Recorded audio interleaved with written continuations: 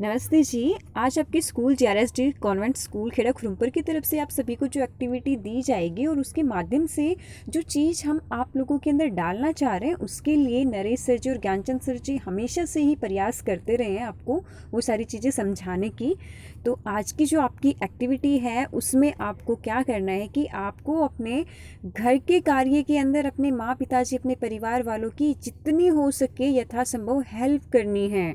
हाँ जी, घर के कार्य में उनकी हेल्प करते हो और आपको सभी यानी कि लड़के और लड़कियां दोनों को घर के कामों में हेल्प करनी है, सिर्फ लड़कियां नहीं।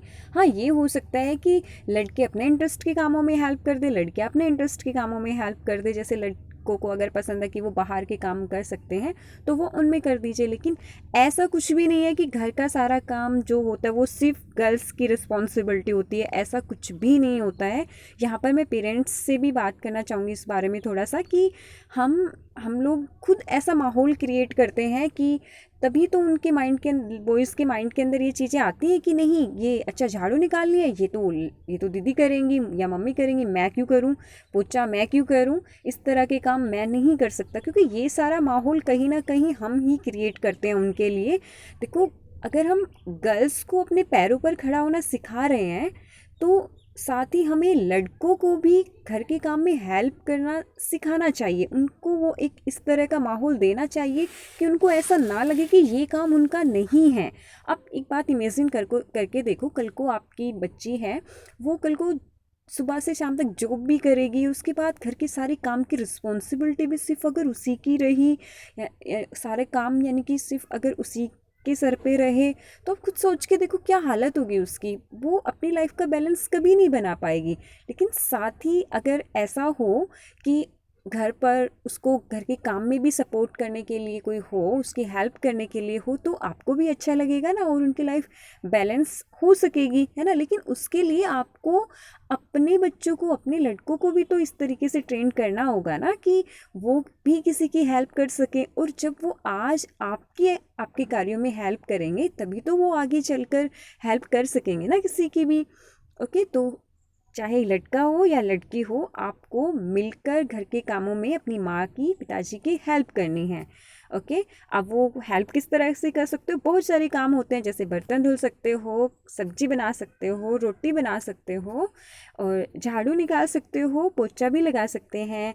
और भी जो घर के काम होते हैं, जैसे कपड़ों को फोल्ड कर सकते हैं, चादरों को फोल्ड कर सकते हैं, घर के जाले झाड़ सकते हैं, अच्छे से सफाई कर सकते हैं। बहुत सारे काम होते हैं जिनमें आप पेरेंट्स की हेल्प कर सकते हो। ओके, और देखिए, बहुत बार ना बहुत सारे बच्चे भी एक्सक्यूज़ देते हैं और पेरेंट्स के भी माइंड में बहुत बार ऐसा हो जाता है कि वो लोग सोचते हैं कि घर के काम अगर हम कराएंगे ना बच्चों से, वो हेल्प करेंगे। या बच्चों के माइंड में आ जाता है कि घर का काम यदि हम करेंगे तो ना उससे हम पढ़ाई नहीं कर पाएंगे, हमारी स्टडी पर बहुत इफ़ेक्ट पड़ेगा। लेकिन ऐसा कुछ भी नहीं है, ये सिर्फ और सिर्फ बहाने हैं और कुछ भी नहीं है ऐसा।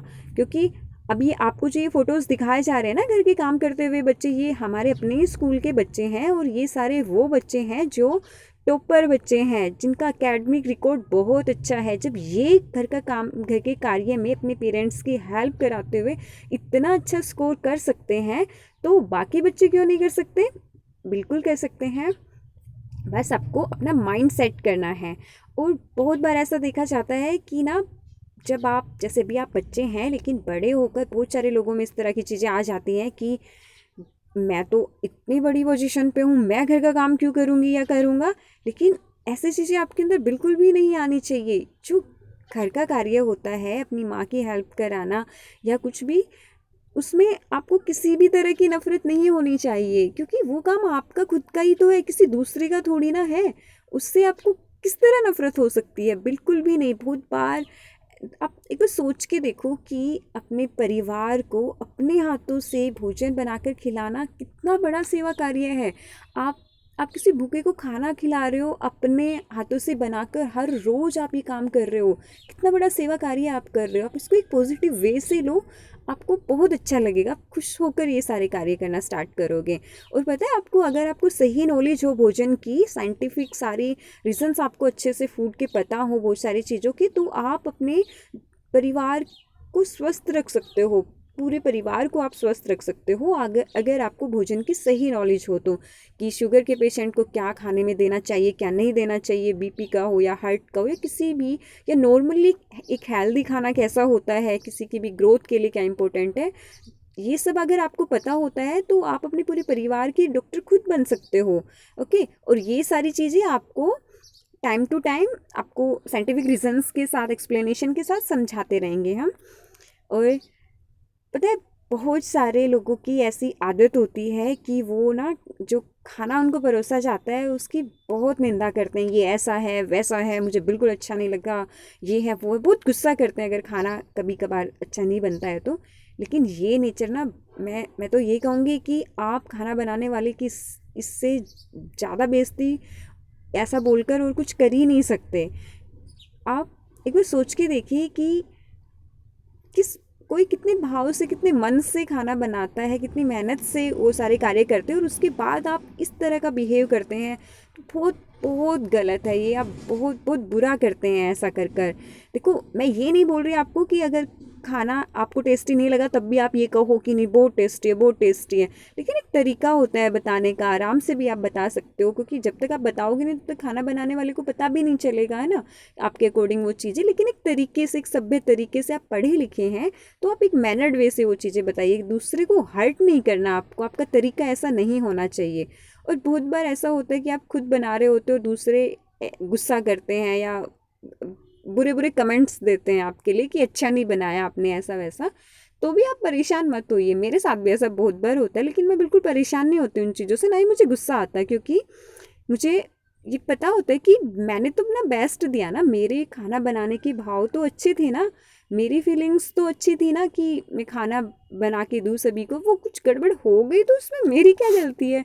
सामने वाला अगर गुस्सा कर रहा है, बुराई कर रहा है, तो वो उसकी प्रॉब्लम है। मैंने तो अपना 100% दिया, तो मुझे परेशान होने की ज़रूरत नहीं है। ओके, पेरेंट्स भी इस चीज़ का ध्यान दें। अगर आपके बच्चे में इस तरह की कोई चीज़ें हैं तो उनको प्लीज़ इम्प्रूव करने में हेल्प कीजिए, या एक बार हमारी नज़रों में डाल दीजिए अगर कोई बच्चा इस तरह की हरकतें करता है तो। ओके, तो आप सभी को घर के कार्य में अपने माँ पिताजी की हेल्प करानी है, और अपने इस कार्य की रिपोर्ट विद इन 2 days आप मेरे पास सेंड करेंगे। Thank you and God bless you all.